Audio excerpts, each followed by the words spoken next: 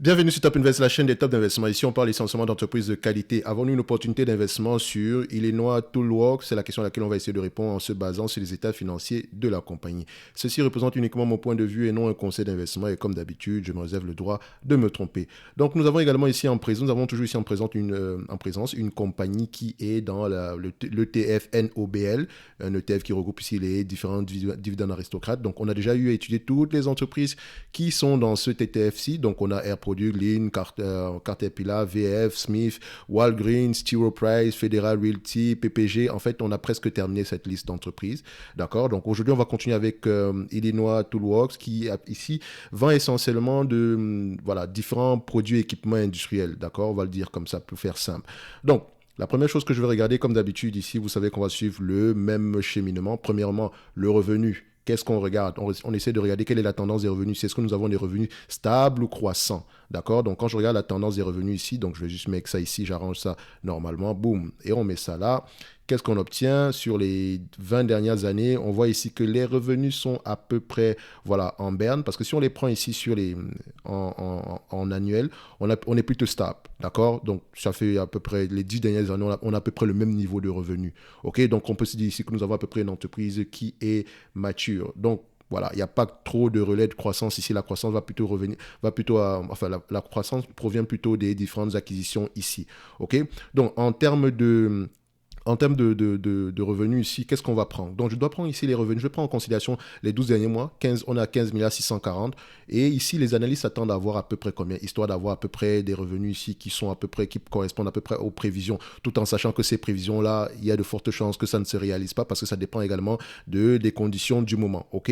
Donc, il faut voir également que Illinois Toolworks fait quoi exactement? Quand vous allez voir à peu près les différents segments de l'entreprise ici, vous allez voir ici qu'elle est liée au segment de l'automobile et elle est également liée au segment de la construction. Vous allez voir que automotive OEM, c'est 19% et construction product, c'est 14%.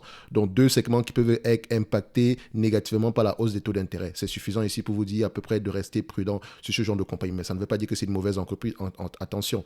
Donc, ça veut peut-être dire que la période actuelle pourrait nous donner une opportunité d'investissement plus intéressante par rapport au prix actuel. D'accord. On n'a pas encore arrivé au niveau de l'évaluation ici, mais vous comprenez ce que je veux dire. Donc, au niveau du revenu ici, je prends en considération les prévisions des analystes ici. Ils s'attendent à peu près à avoir aux alentours de voilà, 2023, 15 milliards 850. En 2022, ils s'attendent à peu près à avoir 15 milliards 850 également. Donc, on va plutôt rester sur une stabilité. Donc, on dit ici, quand on va regarder au niveau des rapports financiers, des états financiers sur les 12 derniers mois, on observe ici qu'on est à 15 milliards 640, plutôt en croissance par rapport à ce qu'on a connu précédemment. Ici, 2020, ça a dû être impacté négativement par la période de la pandémie ici. Donc, il faut prendre ça en considération. Donc, quand je prends le revenu ici aujourd'hui, c'est par rapport au revenu attendu par les analystes. Donc, 850, je pense bien. Oui, on va juste vérifier ça ici, 15 milliards 850. Oui, 850. Parfait. Donc, après ça, deuxièmement, qu'est-ce qu'on regarde ici? Deuxièmement, je vais chercher la croissance. Quel est le niveau de croissance qu'on a sur cette compagnie-ci? Vous avez vu qu'on a fait une croissance extraordinaire. Donc, quand on va regarder la croissance sur cette compagnie-ci, qu'est-ce qu'on observe? On observe sur les 10 dernières années, qu'est-ce que nous avons en termes de croissance? Sur les 10 dernières années, on n'a rien, d'accord? On se maintient. Sur les 5 dernières années, on est plus 2%. Sur les 3 dernières années, on est à peu près à 3% en moyenne. En tout cas, on mettra ici qu'il n'y a pas de... On va mettre croissance ici 0. L'essentiel ici, c'est qu'on sache que le niveau de la croissance est à peu près... Le niveau de revenu est à peu près stable ici. Ce n'est pas une entreprise où il y a énormément de croissance. Donc, maintenant, troisièmement, on va regarder les free cash flow. Donc, free cash flow ici aujourd'hui, qu'est-ce qu'on observe? Je prends les free cash flow. Là, je cherche la marge des free cash flow. Je vais la comparer ici au net income pour voir à peu près si les free cash flow et les net income racontent la même chose. OK? Donc, on les prend ici, on les compare, on dézoome un tout petit peu et ça nous donne ça. Donc, on observe ici que nous avons à peu près, voilà, au niveau des revenus, des net income et des free cash flow qui ont tendance à raconter la même histoire ici. Donc, on va se dire à peu près ici que les net income pourraient nous donner une idée générale ici de la rentabilité de la compagnie. Parfois, ici, il faut toujours vérifier une chose. Free cash flow et net income doivent aller dans le même sens. OK? Quand free cash flow est plus élevé que net income, recherchez toujours la précision. Recherchez toujours pourquoi. D'accord? Quand free cash flow est inférieur, surtout quand il est inférieur au net income, allez-y vous demander pourquoi. Parce que les free cash flow ici peuvent être impactés par la dépense en capital. D'accord? Donc, ça peut, ou bien par autre chose. On peut vendre à crédit ici, avoir des net income, même ne pas avoir des free cash flow. Parce que le free cash flow, c'est réellement le cash qui est rentré dans l'entreprise. Qu'est-ce que l'entreprise a reçu à la fin de la journée? Enfin, c'est pas le free cash flow, mais c'est operating cash flow. D'accord? Parce que le free cash flow, c'est operating cash flow flow, donc cash flow opérationnel moins la dépense en capital. Donc, ici, on va prendre les net income en termes de margin, ok? On va également regarder ici en termes de marge, qu'est-ce qu'on observe? Margin, net income margin, on observe quoi? Voilà, on va prendre ici la médiane. Qu'est-ce que vous pouvez déjà constater ici? On a des net income qui sont en croissance. Sur les 20 dernières années, on a 12,69%. Sur les 10 dernières années, on a 16,97%. Sur les 5 dernières années, on a 17,3%. On va le dire comme ça, j'arrondis. Actuellement, on est à 17,49%. Qu'est-ce qu'on observe? On observe qu'on a une compagnie ici qui augmente ses marges. Les marges augmentent, les revenus sont à peu près stables. Constatez bien. Donc, les marges augmentent ici parce que, voilà, on a certainement un pricing power ici. Il y a beaucoup de zigzags également, mais voilà, elle a des marchés finaux ici qui sont généralement cycliques. Vous allez voir, en 2008 ici, voilà, tout le marché était en berne également. Le secteur automobile, le secteur de la construction a été touché. Donc, vous voyez que en termes de marge ici, on a quelque chose qui diminue, mais c'est tout à fait normal, c'est temporaire. Donc, aujourd'hui, on a à peu près 17,3%, d'accord? On va également voir ici, est-ce que les analystes s'attendent à peu près à avoir des marges plus élevées dans le futur? Parce qu'on constate ici que c'est une entreprise qui augmente ses marges. Parce que l'augmentation des marges peut avoir un impact positif, d'accord, sur l'évaluation de la compagnie, d'accord? Donc, enfin, c'est quelque chose à prendre en considération. Vous voyez ici qu'on s'attend à avoir des marges de plus en plus élevées dans le futur. On planche même sur des marges de 20% par là.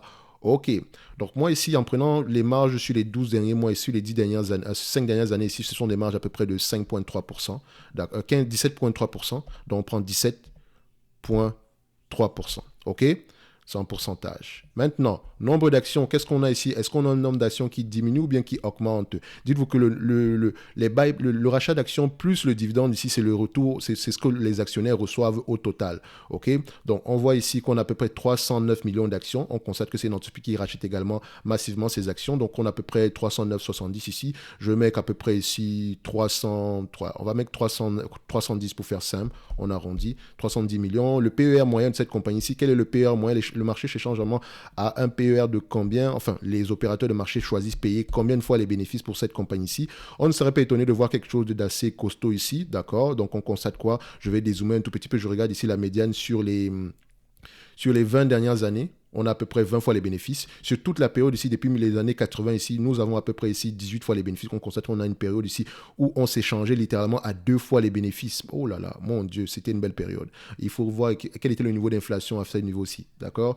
Donc, quand on continue 20 fois les bénéfices ici, on est, enfin, 20 dernières années, 20 fois les bénéfices. 10 dernières années, on a 23, 22 fois les bénéfices. 5 dernières années, on est à 25 fois les bénéfices. Semble-t-il que les dernières années, le marché est de plus en plus optimiste par rapport à cette compagnie-ci. Ok, donc je prends ici 20, d'accord, 22, d'accord, et 25.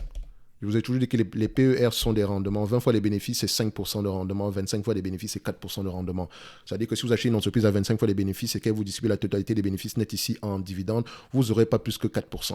Ok, donc il faut généralement coupler ça avec. Si vous achetez une entreprise à 25 fois les bénéfices, c'est généralement parce qu'il y a une croissance derrière, d'accord, croissance des bénéfices attendus dans les années à venir et croissance et maintien des bénéfices, ainsi qu'une augmentation des marges. Il faut prendre ça en considération. Au niveau de la dette nette ici, qu'est-ce qu'on obtient au niveau de la dette nette? Dette nette ici égale combien? Donc dette, on va regarder au niveau de la dette rapidement. Donc la dette ici nous donne combien au total? On a à peu près 6 milliards 850, ok, en termes de dette nette ici, parfait. Donc 6 milliards 850, 6 milliards 850. Généralement, je prends ça comme ça, mais il faut toujours vous rendre compte que je compare généralement après avec les free cash flow qu'on obtient ici pour essayer de voir en combien de temps on peut repayer la dette avec les free cash flow également. Sinon, généralement, on peut également prendre le ratio ici dette nette sur dépenses sur EBITDA. On voit ici moins de deux fois les EBITDA, c'est parfait, c'est parfait. Généralement, on cherche même 5 fois les EBITDA, mais vu que c'est une compagnie industrielle également, n'oubliez jamais de prendre également le ratio dette nette sur EBITDA moins dépenses en capital.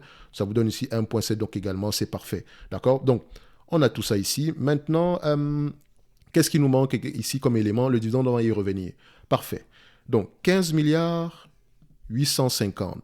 17,3% de ce montant-là, c'est combien? 17,3% ici. Ça nous donne à peu près 2 milliards 742. Donc, je viens directement sur ticker ici. D'accord? Je mets ça là. Je mets ici mes PER. 20. D'accord? 22. D'accord? 25 fois les bénéfices. OK? Donc, on a quel chiffre ici? 17% de 17,3% de 15 milliards 800, ça donne 2 milliards 742. Donc, on prend ici 2 milliards 742. Première chose. Donc, deuxièmement, ici, 2 milliards 742. OK. À 20 fois les bénéfices, moins la dette nette, on vérifie que la dette nette ici, le nombre d'actions correspond. Oui, ça, on a à peu près quelque chose correspondant. Voilà, plus ou moins, on est à peu près correspondant. Ici, c'est une entreprise qui rachète ses actions, donc ça ne va pas changer grand-chose que ce soit 307 ici. Donc, 20 fois les bénéfices, moins la dette nette divisé par le nombre d'actions, 156 $. 22 fois les bénéfices, 174 $. Et 25 fois les bénéfices, 200 $. OK?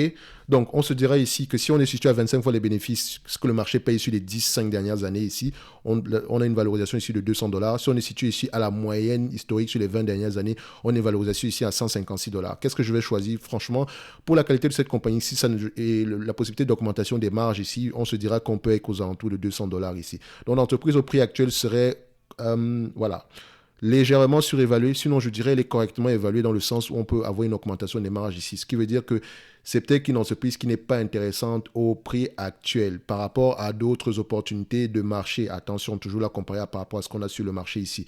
Donc, au niveau du dividende, si cette entreprise, si vous distribuez la totalité des bénéfices nets, d'accord, en dividende ici, qu'est-ce que vous allez avoir? Donc, la totalité des bénéfices nets en dividende ici, qu'est-ce qu'on allait avoir? Donc, on prend ici, divisé par la capitalisation boursière, 2 milliards 742, divisé par la capitalisation boursière ici, qui est de 70 milliards 34, d'accord? On va prendre ça comme ça. Ça donne ici au total 3,89%. Actuellement, on distribue un dividende ici qui donne au total un rendement de 2,29%. Ça veut dire que si on vous donne la totalité des bénéfices nets en dividende ici, vous n'aurez pas plus que 3,89%. Donc oui, le dividende augmente depuis plusieurs années ici. Donc, il est à peu près safe, ce dividende-là. D'accord? Il est safe. Mais actuellement, au prix actuel, voilà, je me dis 4% de rendement attendu, c'est pas extraordinaire non plus.